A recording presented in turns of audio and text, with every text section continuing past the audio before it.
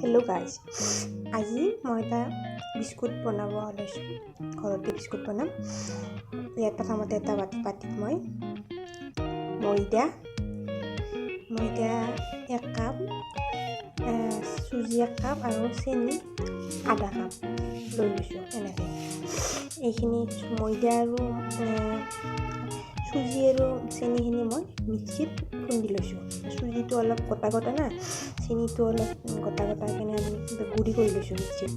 গুড়ি কৰি বাতিত মই লৈছোঁ। ইয়াত অলপ নিমখ অকণমান নিমখ দিছোঁ মই। নিমখ দিলে হেৰি হয়, অলপ নিমখীয়া টাইপ হয়, নিমখ দিছোঁ। তাৰ লগত অলপ বেকিং চ'ডা মই এড কৰি দিছোঁ। ইয়াত অলপকৈ আৰু তাৰপিছত আপোনালোকে অলপ ৰিফাইন তেল দিলোঁ। ৰিফাইন তেল দি এনেকৈ সানিব।